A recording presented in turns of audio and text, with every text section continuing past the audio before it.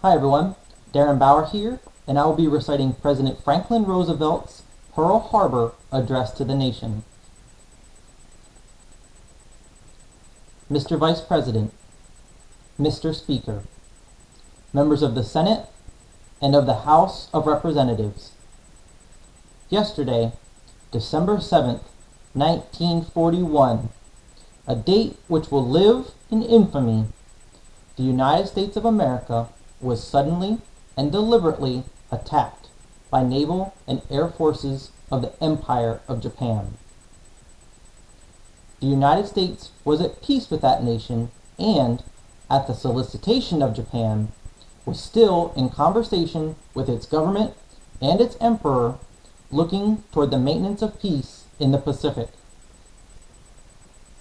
Indeed, 1 hour after Japanese air squadrons had commenced bombing the American island of Oahu, the Japanese ambassador to the United States and his colleague delivered to our Secretary of State a formal reply to a recent American message.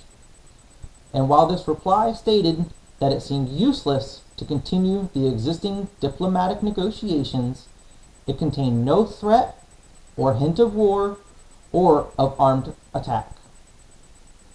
It will be recorded that the distance of Hawaii from Japan makes it obvious that the attack was deliberately planned many days or even weeks ago.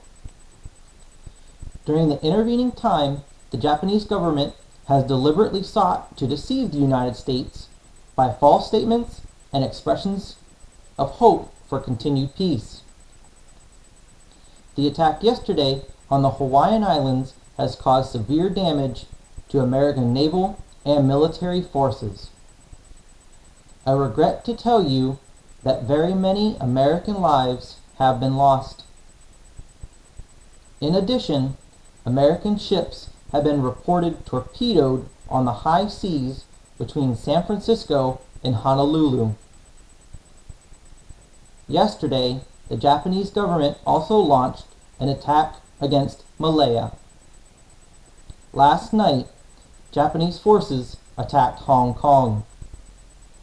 Last night, Japanese forces attacked Guam. Last night, Japanese forces attacked the Philippine Islands.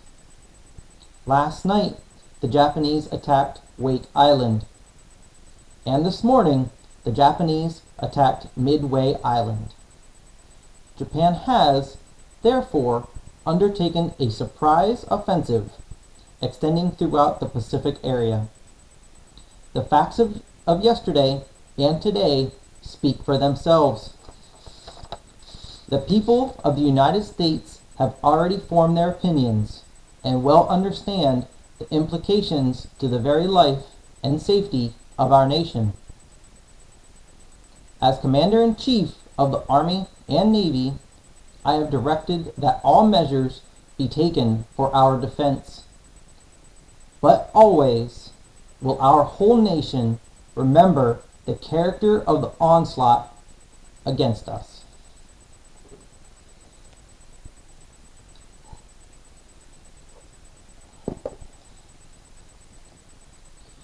No matter how long it may take us to overcome this premeditated invasion, the American people, in their righteous might, will win through an absolute victory.